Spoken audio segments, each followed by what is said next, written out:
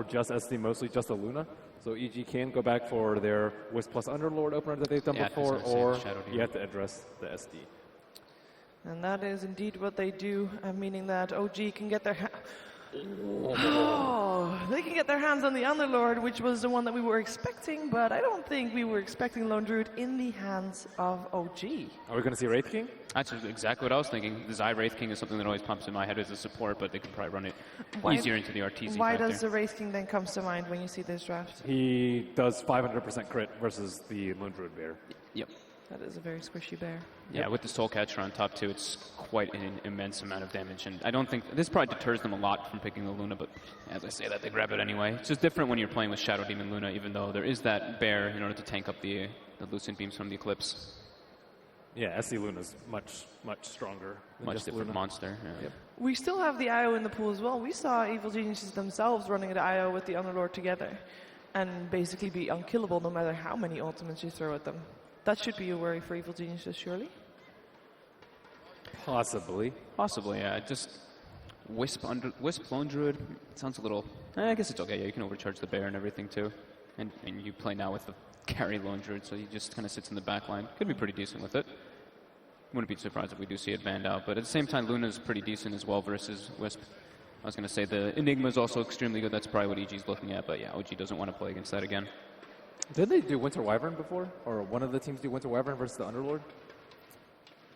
Yes, we did see that, because you did see he used the Dark Rift and he died, and they killed him anyway when he finished it off. But I think that was a Q playing it, I want to say, because I think he's one of the only ones. He played, but it wasn't the matchup that I was thinking of. Was it? Because the game that you mentioned, Winter Wyvern lost. Yeah, was it? I'm not really recalling which team it was, but EG kind of mentioned that Jarex's two best heroes, probably his Pudge and his Earth Spirit, so they do get rid of that one. And I think this is really good just because the Pudge helps so much in the mid lane and the off lane with these pulls that we've been seeing all the time. So just trying to get themselves some good lanes coming out already from EG. All right, OG, they have targeted 2 bans already to Universe, perhaps 3 if you could count the Slardar there as well.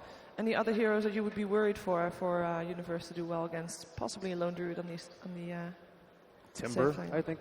Yeah, Timber. Very good versus Underlord. And good versus Lone Druid. Yeah. Oh, they go for Samil Sniper instead. Now, knowing that you're most likely going to face a Sniper or not likely a Sniper, what am I saying? It's been a long day, guys. So, how do you prepare for that mid lane that we talked about earlier? With the Sniper already removed, does that say anything about what OG might go for? Firstly, you have last pick, so I think you can actually wait for that matchup. You can even put Lone Druid in the mid. We haven't seen OG play Lone Druid yet, I believe, so I don't know who actually plays it on that team. Used to be No-Tail, right? Yeah. He plays all the micro heroes. Just ban out the Warlock too, so old school kind of counter thing versus the Shadow Demon we did see to deal with the illusions, but also OG's one of the more favorable heroes in the old patch for Fly. Yeah, speaking of Fly heroes, he loves the Dazzle for himself. Yes. Is still in the pool. Evil Geniuses have shown in the past that they sometimes remove the Dazzle from the pool in the first ban phase. CM. But it looks like we're going to have indeed a Fly CM coming out. Played it before versus Faceless. He was just kind of this Crystal Maiden who was giving his team aura. He wasn't really having like the greatest impact. He did have a couple of decent freezing fields, but overall it was just kind of like this Crystal Maiden just kind of being there. That's a way to help win your mid lane. I think that was a big deal too in the other game. They had like the Ogre and the Crystal Maiden beefing up the anti-mage so you could farm faster. This game is similar too. You have extra mana. Just might give you that extra little bit of edge to maybe break even with Sumail. Maybe break even. There's a chance. There's a chance. All right, so you got yourself a Shadow Demon Luna strategy. Your enemy knows exactly what you're going to do because they have seen it numerous times before. How are you going to try to throw a little bit of a curveball? Or are you just going to not do that at all? A way to get on top of the Lone Druid, I think, is one of the best ways. It's kind of like playing against a Sniper. You need some way to close the gap often. There you go. That is a hero that does exactly that. Yeah, I think the Underlord's pretty good versus the Centaur Warrunner. It's very difficult to champion out of the Pit of Malice, but you always need a gap closer versus like the Lone Druid Sniper. It's just, if you just allow him to sit back and attack, you're just going to lose. Are we going to see perhaps a bit of an aggressive lane coming out from EG? They have been liking their dual off lanes. Is Centaur a hero that you could have a nice dual off lane with? Yeah, the Ogre's still in the pool. Definitely still a possibility. I really like these three together, though. The SD, the Luna, and the Centaur. The SD can also set up a ton of bursts for the Centaur War Runner, so you're using the disruption offensively as well as defensive setups with the Luna. Just a really nice trio. Indeed it is. So OG, their plan, I mean, they have got 3 heroes with a little bit of synergy, but their plan is still very much up in the air, very much unknown. Could you read a lot into their first 3 picks in terms of what plan they have for this game? You've got already a lot of push in the Lone Druid. Yeah, the Lone Druid Underlord together makes sense. The Crystal Maiden is just one of those heroes that just beefs up everybody else. I think this one they probably still want to save Ana's hero for last. Yep. So this should be Jarex's hero coming out here for them. Ooh, with the Earth Spirit and Pudge removed. And they can still pick the Ogre for themselves as well. Yeah, we have seen that before. I do always feel like a little bit of wasted potential. Ogre is not really the hero with the highest skill ceiling, and we all know that Jarex is having a high skill ceiling on a lot of heroes. He always tanks those ganks. He tanks the absorbs the damage. Bloodlust, your Lone Druid. Yeah. What other utility roles would he fulfill, though? Helping out mid lane. It comes back to that. Yeah. Having a hero that can have an impact to help Ana. Rubik, maybe? I guess is pretty stable versus the Shadow Demon. Helps out the mid lane. I can't really think of that many playmaking 4s that are particularly good here. Like Lion is, like you can stampede away from the Hex. It's like, it's not a great hero, although you can get rid of illusions. So Rubik's, I think, the most stable one. Yeah, great spells to steal, help the lanes out, just have an impact in team fights. OG agrees with you as Mirana gets picked up by Evil Geniuses. No hesitation there. That could be... It's probably support. Probably support, yeah. Gives you more magic damage burst potential versus Underlord. So leaving they're mostly magical except for the Lunar Blessing. Yeah, I like that. Yeah. A bit more emphasis on trying to get those ganks going early, making OG a little bit worried about arrows flying in. Crystal Maiden is a fairly easy arrow target as she's a slow mover. Yeah, they don't have a good offensive dual lane on OG. Like, Underlord doesn't really have a good partner. You don't want to park your Rubik up there, and CM's most likely jungling. So I think with the SD Miranda, they can actually kill the Underlord a lot. Remove the Tinker from earlier. It's left a bad taste in their mouth. Yeah. I've seen OD actually work pretty well versus Lone Druid. You can just Astral the Bear and then just kind of run at the Lone Druid. But yeah, his int is pretty low as well on Lone Druid, so that could definitely be a possibility for EG. Gives him more setup as well. And it is a mid laner that doesn't normally lose his lane. Doesn't lose his lane, pure damage through the Atrophy Aura. I like the OD. Gives him even more team fight. They already have quite a bit of team fight. If you compare the 2 team fights, is it that much EG favored? Am I missing pretty even. It's kind of even. It's a little bit EG favored, probably. yeah. It's going to be a scary one for OG in that regard, but perhaps their mid laner can fix that a bit, knowing that they like to team fight, and Evil Geniuses does too, so you need to be ready for that. I think OG actually have stronger team fight. You have like Atrophy Aura, So? Yeah. Null Field, and then they have a natural mech carrier and the Underlord too. I think like they just have so much mitigation and heal that EG doesn't have enough burst to deal with it at the moment. Well, like Queen of Pain last. Oh, they ban out OD themselves and go for the Kunkka, and that... More team fight. Ways to get into the back line. You get the rum, the movement speed. Nice. You like it. That means Mirana is Mr. Mail's hero? Yeah, more than likely. Kunkka, you can just run at him. It's great. Centaur plus Kunkka. Ooh, Alchemist. This is a hero we haven't seen at all. Ooh. That's how they beat them in Boston. That is how they beat them in Boston, but this is a very different Alchemist than Boston. And they're versus a Shadow Demon who can get copies of the Alchemist as well. Risky, but it is a lane that Ana can win his lane with. Yeah. He's going to get some help as well. I'm liking EG. Still definitely liking EG, even though they're versus this gross Underlord hero. They just have a lot of magic damage burst potential. They're lacking a little bit in the physical, but Luna always helps you amplify with that, and they have just so many different aspects of team fight. Like, Moonlight Shadow with Kunkka Boat, Stampede, so many different ways to get into the back line. I feel like the supports on the side of EG match up better than the OG supports, which kind of fall off at one point, the CM and the Rubik compared to a Shadow Demon Kunkka, in my opinion.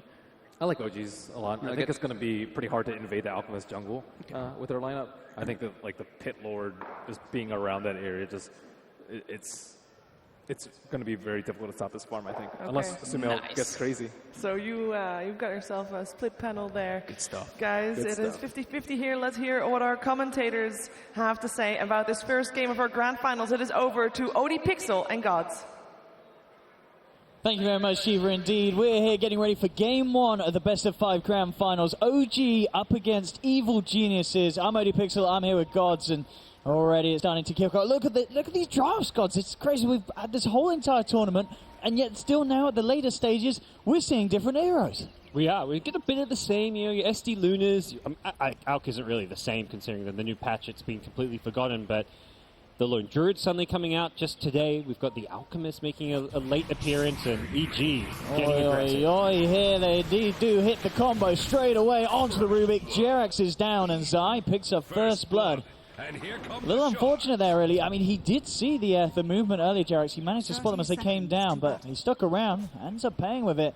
You've got to expect an early rotation. I think he was expecting it, but he was hoping to reveal it and escape using the boots of speed advantage that he had.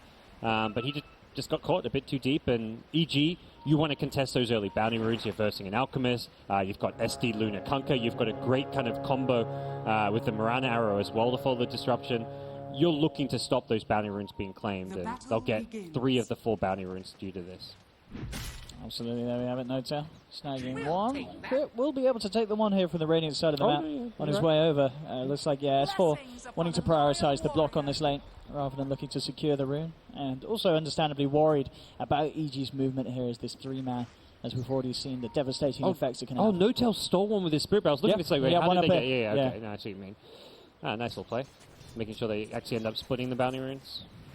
So the lanes, as it goes at the moment, Jerax is going to be looking to try and make this this mid pull happen with the Ancients, but Crit, he knows his tricks. He's over there. Jerax is going to throw Crit in range, but the stun kind of stops the Ancients from punching in. At the least, it'll be enough to scare Crit away. Yeah, he missed actually plopping him into the Ancients. They didn't draw aggro. So Crit just, trying to stop this, knowing that it is it's one of those things where it's like, how do you beat Sumail? You take away his farm, you take away his XP, do everything you can to try and secure this mid lane. Of course, with this Jerax can't really do any sort of pull. It's just kind of a support on support action here round by the Ancients. I'll have a look quickly elsewhere on the map. What's going on, Anna? 1v1 at Sumail at the moment. No sort of backup coming in for either of them. It's going to be a straight, it's just showing a skill between the two of them. Oh, he gets 3 creeps with the mid pull. That's a win. Just get a bit of success there. Top lane, S4, getting the side pull as well. Zai trying to do his best to zone him out, give Artesia the space that he needs. You're not zoning an Underlord with a melee support. When your Shadow Demon's off contesting, that's the thing. Even though Jerax doesn't get that Ancient pull right away because the SD's there, the result of this is the off-laner S4 getting more out of the lane. So overall, it's still useful for Jerax to stay here. And it's actually, I think, EG recognizing, oh wait, this Underlord's getting too much, let's come and zone him. Sumail's just going to have to deal with having less experience, less farm in this mid lane. A full wave now being pulled to this Black Dragon camp. Down on the bottom lane, Universe, at the moment 1v1 with No-Tail. How do you expect this lane to go? Universe going to do pretty well. I mean, already he's picking up CS in this matchup. It does okay. It gets harder as the Spirit Bait. Once level 5, the Entangles come in, the lane gets a lot harder. But with a straight 1v1, it should be alright. It's a bit dangerous because the CM is kind of often missing from the map, getting a few levels in the jungle. And then if the Lone Druid gets a rotation from the Crystal Maiden, you can find yourself going down. So he doesn't want to really fall too much below half HP where he is now. In this mid lane matchup, 8 for 3, 7 for 0. We did see Sumail take an early start, but these pulls certainly helping out the Alchemist in this mid lane, denying a fair bit away from what Sumail can get his hands on. Yeah, this is really obnoxious. You're not happy through Sumail. Doesn't mean Rubik isn't getting much. Rubik isn't level 2 yet. He hasn't been able to actually kill the dragon, but he's got another wave. I guess the full wave this time, so a nice pull through there from Jerax. That's 2 full waves in a row, actually. So, I mean, there was 1 wave between that did slip through, but that is very, very annoying. He even comes mid, throws a Fade Bolt just to make sure that Ana takes less damage from tanking the creep wave, but you can see Sumail, like, even with this happening, he still is not behind on CS, but he's a lower CS than he normally would be. Yeah, absolutely. I mean, a lot of people kind of talked about Anna's weakness in the laning stage. This is certainly a way to make sure that he's able to balance it out with Sumail, who's been having a fantastic time in the mid lanes recently. EG moving bottom with the smoke, though. They want to punish this lone druid in the laning stage, and a hero that is somewhat prone to being ganked. Now, let's see what Crit can achieve here. There's a point in the Savage Roar, so has to use this Savage Roar well if he wants to live. Let's see, Crit will find the setup. Universe looking to move into position. There'll be the Savage Roar to send the Centaur packing, but Zai was in there with the Torrent, looking to body block No Tail off as they dive underneath the trees. No sort of TP's coming in for the moment, but No Tail, he's able to duke it out, and it's EG now indeed that's in trouble. Zai goes for the TP away. He's not going to make it though. Flies there with the rotation, and they'll get the kill onto the Kunkka. Yeah, really good juking from No Tail. He even body blocked the Centaur as he went into those trees to make sure that he could stay away from the hoof stomp before tangoing on through to make a little pathway. That was some fantastic moves. Jerax, a little bit of a play around here with Crit, chucking him back up. Crit will have to hold him back with a disruption. Fly nearly has the mana there as he clarities up, but Crit looks like he's got the movement speed. CM not too speedy at all, of course, even though she does have the boots. And the Shadow Demon is out there back to safety. A mid lane matchup still. Sumail with that lead, regardless of what was happening with the Ancient Pulls. 23 for 8 against Anna's 17 for 1. Yeah. And both safe laners at the moment getting even amounts of farm gods. RTZ and No Tail in a similar location with this, yes. I mean, Alk's never been a hero you expect him to go mid and win on CS, so you're not too worried there. And I think Sumail's still going to be frustrated just because of how much farm and XP he has lost. He's lost like a good maybe 10 creeps or so to that Ancient Pull. But he has been able to fall back into the jungle. Misses the arrow on a Wild Wing, unfortunately, but he's been able to at least go back into the jungle and get a few arrows off in between missing waves at mid. Yeah, likewise with Anna, we've seen him kind of duck and dive, pick up the bounty rune, swap places with Jerax, trying to help him get a few levels in this mid lane. Level 3 at the moment. Bit of a stack up top. That's a triple stack for the big camp, which Luna is likely wanting to farm a bit later on. Something that S4 is thinking, I've got 3 points in Firestorm. Can I contest this? Rip has the setup onto S4. He is a big, tanky old brute. Is he tanky enough to withstand what EG are throwing at him? It looks like he may just be here. S4 walks it off. Arthur's strapped in the pit. He's down. And the power of the Underlord, we're seeing why it's so strong, gods. 3 heroes coming in, and they can't kill him. Arteezy went in on very low HP to start that off. Probably think, bottom lane. Centaur. Going to get solo killed. No Tail diving tier 1s, getting away with it because of the play that EG went up for top lane, knowing that there's going to be no sort of rebuttal. So OG making some smart decisions here across the map. EG still desperate to find that kill. They're looking for up the top lane. They will catch out Fly. The pit will be dropped down in return. Holds back the EG, but it's not enough to save the CM. So this time EG do get the kill with that movement. So Moonlight Shadow, a long 140-second cooldown being used, perhaps thinking that EG were going to see like more heroes rotate top and some issues come up, but now Moonlight Shadow, EG maybe a bit more limited in the kind of rotations they can make towards some of their other lanes with the supports. We'll go flying. Not going to hit anything at bottom lane, but No Tails, yeah, he's looking to be in a very good position now with that kill. Absolutely, it's been a pretty good lane for him on the bottom. Universe still found a bit of CS, but indeed just giving up that kill in the 1v1. I guess he just didn't expect the aggression of No Tail chasing him down right to the tier 2s. And maybe EG just have to be a little bit more prepared to be able to have some sort of a resource to send down to that bottom lane if No Tail does come diving. I think typically you are going to TP and punish the lone druid for that, but No Tail got the memo or saw at top lane, hey, there's a fight going on. There's a 3v2 kind of action. His CM killed the Luna. He knows that he's got this little window where the supports of EG are kept busy, and good communication allows him to find that kill. Let's see where the next movement comes through somehow. Just indeed continue to pick up some larger creeps in the jungle with the arrow. S4 will be backed up by a smoke up. Jerax and Fly looking to move into position. At the same time, Crit, he wants to get some sort of a setup. Will dispel the smoke. Who's going to make the first jump? They'll turn towards Crit, drag him down, bring him back. There's going to be already a preempted Dark Rift from S4, realizing the danger that OG's in, but Fly, he's already down. S4 will be able to save Jerax.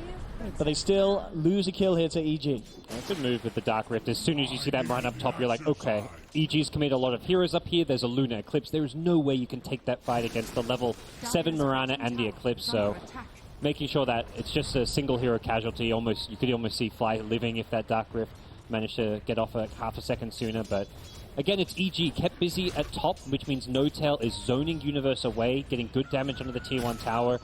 think all in all, OG very happy with this early game. Absolutely, one more bit of a push, and Notel should be able to finish this bottom tier 1 off. Alchemist has also been left alone. He got the armlet at 7 minutes in, which is a pretty normal, decent timing. He's got his jungle to farm. He's got the bounty runes. He's being very effective on this hero. Does lose a bounty rune. He TP'd to his shrine, I think, expecting the top bounty rune, but S4 had already taken that one, so not the end of the world, but one of those things you need to communicate with your Alchemist if he's going to want those bounties.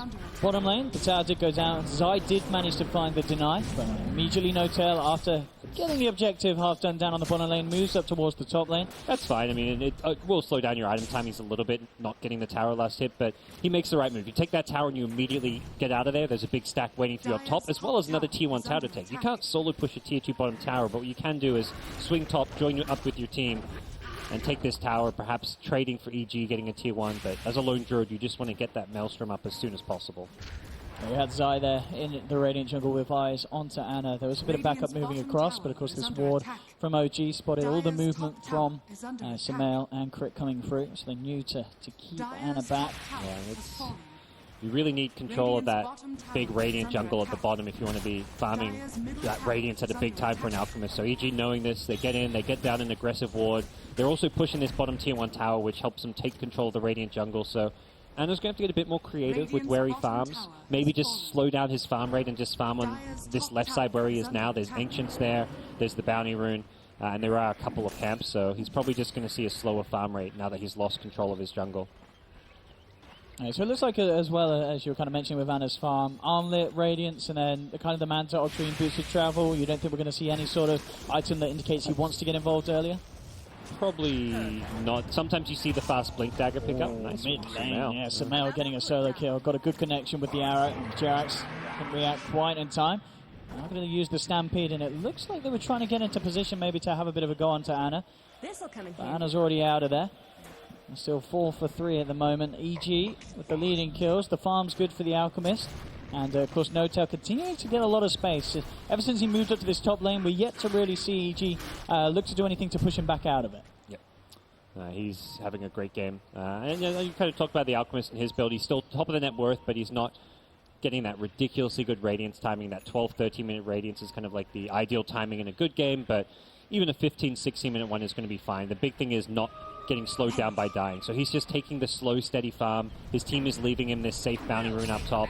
And Notel's creating space by pressuring lanes. This is the big thing. The other 4 heroes need to create space. EG tried for a wraparound there with a Moonlight Shadow, but a good scam from the Radiant did read their location. So immediately OG move out to the west side.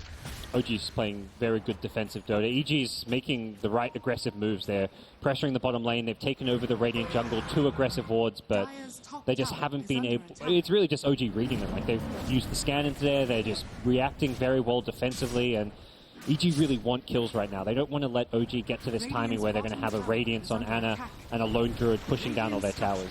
Again, tower trading going on. The pressure's on from OG in the mid lane, but at the same time, Artur's down there with Crit Solutions doing a heavy amount of damage to the tier 2. A Dark Rift will come through. And it's going to be the team of OG looking to hold on to that tier 2 on the bottom lane. Didn't quite finish off the tier 1 mid, but very, very low indeed. One more push should be able to get the job done there.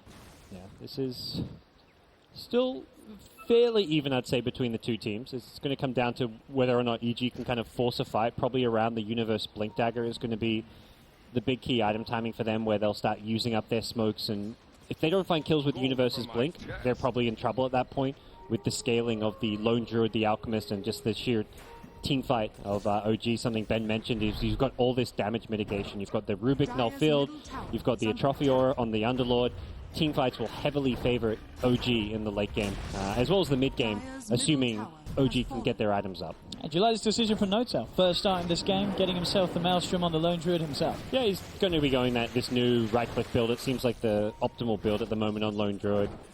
Saw TZ do something similar. He did get the Dragon Lance first, as well as the Treads, I believe, but just something a bit different. I'm not really sure, honestly, what the optimal build is. It's such a new style of playing the Lone Druid. So it seems obviously one of the optimal items. It's just where you get it, whether it's a first item, second or third. Fly actually going to get the kill onto Universe up top there. Jerax finding him out, the two support combos. And that's a big kill. Yeah, knocking him down on this road to the Blink Dagger. Yeah, he's going to be knocked down 500. Freezing Field and an arrow. Looks like a stolen arrow. That's a really nice one to have when you've got like a frostbite to set you up. And OG have managed to slowly claw their way to Anna's relic just by creating space for him. It's at this point starting to become a slower-ish Radiance, but he's lost a lot of his control over his jungle, so it's kind of to be expected. A lot of pings onto Notail there, maybe seeing if Psy could have got in range there for the X marks catch. But very, very hard to catch out this lone Druid with his speed and distance that he can keep away from danger. Yeah, for EG, they want to just keep pressuring the OG side of the map. They'd love to get control of their secret shop as well, but until they take a tier 1 mid-tower, for example, I feel like that's just going to be too tricky for them. So trying to get another tower down at bottom, but risky thing to continue doing. If OG want to group up, they may consider defending soon. That Radiance is very close. Interesting choice from Arteezy as well with his helm. Picks up the Ghost. I mean, a 20% move slow. It's not bad, Gods. It's not bad. Haven't seen him usually go for this one. Maybe he's going to wait till he finds something better, like if he finds an Alpha Wolf, go for that option. But it's, yeah, definitely not the neutral I expect him to be latching onto. Top lane, Zai. Looks like he's going to just check out the high. He's going to drop down a ward. Looks like he is, yeah. Get a bit of vision over this side of the map from OG. Top lane, and talking about OG Fly, Jerax, and S4. They saw Zai, so they know he's in the neighborhood. They just know this Centaur's trying to farm a blink. He's 1 CS away. Oh, is he going to get picked off again? Really, if they could find it, but it looks like Universe should be safe. In fact, yeah, he's just going to, by the looks of it, just wait it out. Yeah. No point risking it when you're this close. Or will he? Okay, he combos the wave. I think you know if you're OG, like that's what he's doing, but... Well, they're going to try and move in. Stampede will be used. They'll be able to hold back Zai. I think OG want to get out here. They may just Dark Rift away. Oh no, they're rotating in instead. They're going to try and fight. Yeah, no teleport in as well. They look towards Zai, but the Maelstrom doing huge amounts of burst damage. They're bringing down the Admiral. Kunkka's out. Somehow, with the Invis rune, wonder if he can get into position, but with one man down, looks like EG deciding to just back away from this fight. And OG with this push, we'll see how much they can get done to the tier 2. Yeah, actually going to use the Moonlight. They want to try and do something big here, perhaps, with Universe's Blink, and indeed jumps in onto Notail. The follow damage isn't quite there. There'll be a destruction, but immediately S4 going for the Dark Rift out. Can they keep Notail alive? No, they can't. Notail's going to fall. The rest of OG will escape. But EG, they get that big old kill, taking down the lone Druid. He's been having a pretty clean game so far. Yeah, good kill to get. They need to be killing the OG core, something they just haven't been able to do for the Alchemist or the Lone Druid the entire game. Both of those two players have been deathless despite a lot of aggressive EG maneuvers and rotations. So the first kill they get on the Lone Druid, it's still, I think there's still a lot of concerns in EG's heads right now about, okay, this Alchemist has been untouched, he's got his Radiance Armlet, he's been picking up bounty runes. You're very worried about his item timings causing you issues here, and Lone Druid has been having a very good impact, pushing towers, creating space. The one death alone is not going to really cripple him at all. His items are on par with both Mirana's and Luna's, really. I mean, 16 minutes in, we're seeing it 5 for 5 on the board. Is any kind of team on the timer here? Is it just, the fact that OG have this out Lone Druid is terrifying for EG, or can a Luna withstand to it once she gets to the late game? I think Luna's going to struggle. I mean, EG have some decent team fight if they can get farm on the center as well, for example, get him up to an Aghanim Scepter. Their late game is still potent. Shadow Demon Disruption Illusion, so the more farm on OG is the stronger those illusions will be if Crit's making those Alch illusions in a fight. But it does feel like EG haven't done quite enough. They haven't found opportunities to use the Eclipse. They haven't found those big team fights. And OG have been playing kind of 4v5-ish. It's these 4-man pushes while Alch farms. We haven't seen Anna get involved in one bit whatsoever, but he is just so comfortable in this Alchemist. He knows, and his team knows, that if he gets the space to farm, he will have that big impact later on in this game. Oh, again, Radiant kind of hitting the jackpot there with the Sian. They know that EG's there. They want to fight around their wards. They're hoping that EG move into their jungle, since that's a move EG have been making time and time again. They want to invade the Radiant jungle, get wards down, play aggressive, but with EG having lost their vision in this area of the map, it gets more dangerous to do so. So they'll do so under the cover of smoke. They may get a good jump. It is just the 3 of them. Good positioning from OG, though.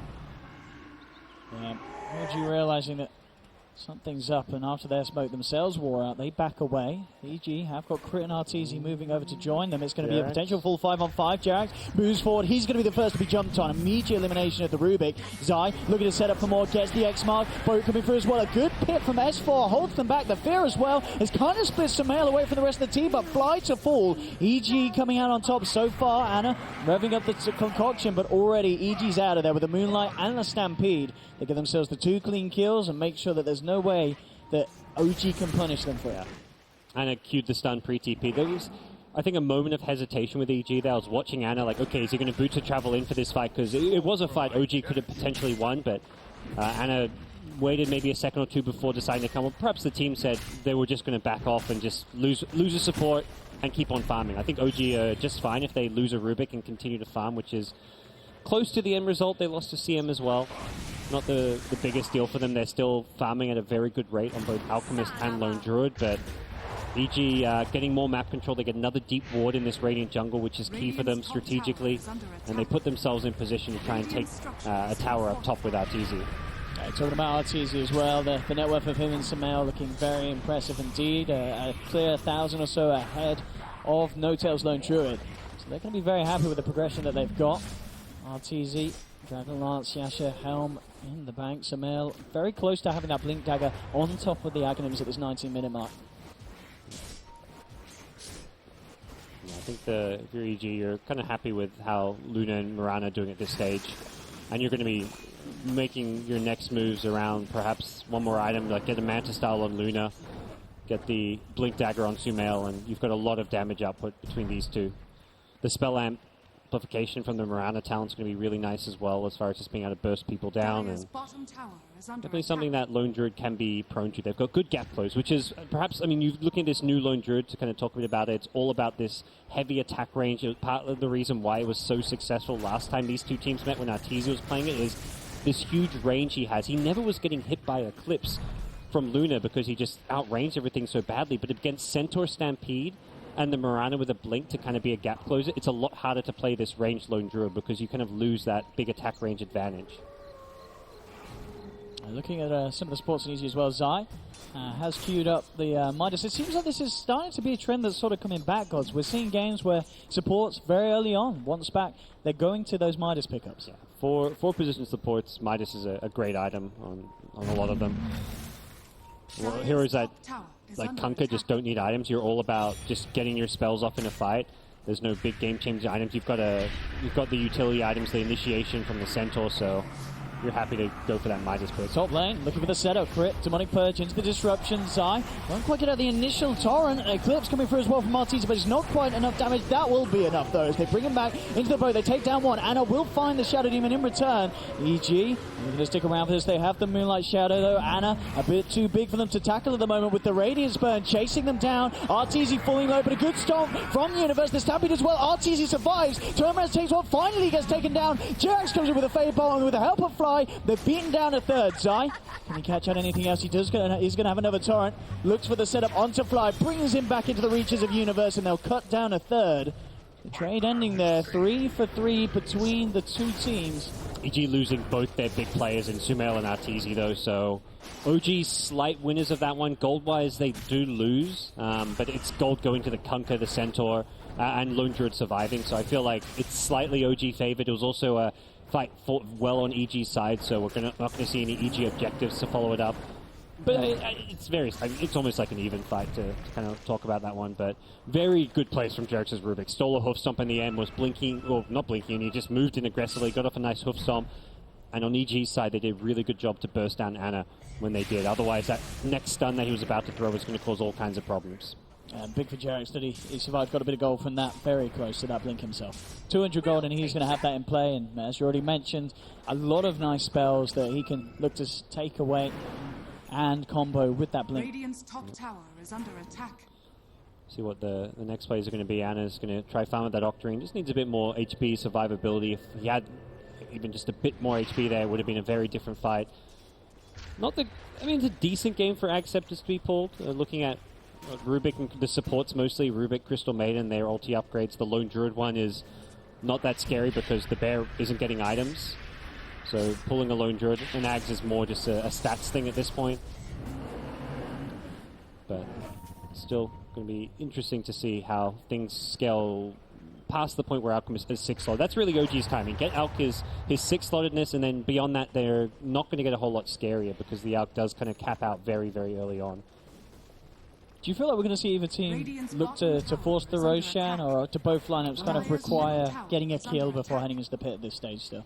OG could if EG are playing too defensively, but I don't think that's something EG want to do. They want to fight with their ultis and try and put some pressure onto the OG side. But if OG can get to a point where they get the Alk 6-slotted and EG have lost lost map vision and control, that's where they'll take a rush. Samel jumping in, does instantly get rooted, but that allows Arteezy and Samel to turn around and get themselves a nice bit of a cash bonus as they bring down the bear. 300 gold in the back. Illusions coming through, looking to bring the tier 2 down. Won't quite make it as OG are able to hold on and will actually be able to deny the tower. Took away a little bit of the goal from EG, but EG already moving over to the mid lane, looking for another objective. Anna not going to get close enough to be caught out. It's still 24 minutes coming up. 8 to 10. Both teams, I mean, as you mentioned, OG definitely had some kind of favourable highlights in the laning stage, but still overall just Samel and Arteezy keeping themselves in a very good place and not being knocked down by any of the movements. They're consistently farming. This is the kind of like gold lead in an Alchemist game that you need to kind of be saying, okay, our Alchemist strat's working. We've got a 5k overall gold lead. Our Alchemist is 7k net worth ahead of the enemy cores. If you're not in this position, you're losing as Alchemist. If you're like 1 or 2k gold ahead, it's not really good enough. So it looks like on paper, OG's doing a bit better. They've got this 20k net worth Alchemist, but realistically, that's the Alchemist strat working. But EG side of things, like they're kind of in range where they can still chip away at this lead, and one big fight is all they're going to need to turn it around and actually be ahead. And whoever wins this first big team fight coming up is going to be the team who has a lot greater control over this match. And Arteezy looks like he is going to go for the BKB next. So building defensively. I guess this is fine because he needs it against the lineup of OG, and they've already got lots of damage output coming through elsewhere because of this huge amount of burst that this Mirana can offer, and especially because Samel is working towards that the Ethereal Blade, and he's pretty much got it done. Just over 1,000 away from having the full out answer. OG look to force this. They see a lot of EG heroes top. They want to force EG to defend their base, and if not, even take this tier 3 tower if EG are too slow. Let's see what they can do. EG already coming through. The Samel and Universe jumping in. They'll find S4, but immediately the telekinesis bringing Universe into the clutches of OG, and they've found themselves the first kill. Universe down for 50 seconds. They're moving with the boat, but again, the 3-man route. Anna cooking up the concoction, finds Samel. They aren't going to have enough damage to finish him off, though. OG already starting to back off, making sure that they don't overstay their welcome here on the high ground of Evil Geniuses. They're just so strong with all the damage mitigation. They've got the pipe on S4 now. They haven't quite maxed out their 2 auras, but you can only imagine what's going to happen when they have maxed out Nullfield and maxed out a Trophy Aura. EG's damage output is just not going to look all that impressive. It's already 2 points in each, and things only get harder. They've got the Glimmer Cape on Crystal Maiden. And that's where I feel like OG will have the advantage in the late game. It's just because team fights are going to be so tricky to burst people down. This'll come in handy. Just through the kind of supports and the utility of Underlord as well as Rubik. I mean, how did EG deal with this? We saw them try and get something done across the map, and they did manage to find the tier 2. Do they just have to be prepared to tackle these high ground offenses? Are we going to see them go out aggressively and look to try and break apart OG's lineup before OG come together for a 5-man push again? I think OG at that point where you want to just use that high ground defender's advantage now. They have their items. Your best bet is fighting around your shrines, around your tier 3 towers. Find that key disruption, or maybe even just disrupting your Luna illusions and sending them out, but tackling a 5v5 on like even terrain is going to be tough. Well, they found Anna. They are going to go in. OG do have backup. Jax is there to hold Arteezy back for the time being. Anna, he's A-okay. The root's onto 2. The concoction to follow up again. There's a Stampede trying to get Crit out back to safety, but S4, Jax, Anna, and Fly turn up, and they cut down the Shadow Demon. And we're seeing there, as you said, maybe it's best for EG to hold back because they come out, they poke at OG. OG immediately turn around and stab them. Yeah. EG just... it's hard to say they're lacking damage, but that's exactly what it is, even with the Luna and Mirana soon to have an Ethereal Blade.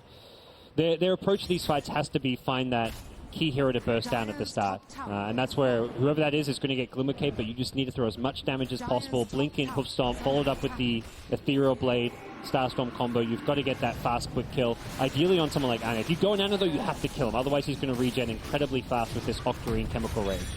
Universe trying to jump in, they're trying to take away the bear at least to begin with. Only able to remove that, keeping the tier 3 just about alive. OG.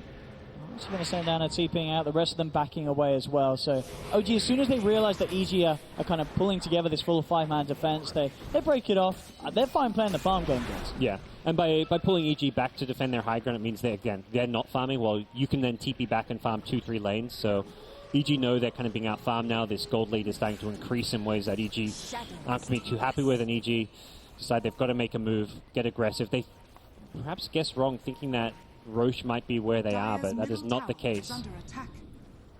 Can they find the catch, though? OG are grouped up and TPing prepared for this. Arteezy will open up onto Jerax. They jump through, burst down the Rubik. Can they get any more? Demonic Purge onto S4. Will set up into the Torrent, the boat as well. EG, they find 2 clean pickoffs. They're not done yet. They'll jump forward onto Fly, but a fear from No Tail sends them back. EG, though, continuing to move in. They'll get the X mark onto Fly, bring back the Crystal Maiden. Arteezy picking up a triple kill. Can EG get anything more out of this one? Again, Zai with another X mark. Brings back Ana. Won't find the arrow follow through there. Ana gets Hurricane Pike back to safety by No Tail. But EG with a very successful 5-man smoke out, taking 3 members of OG down.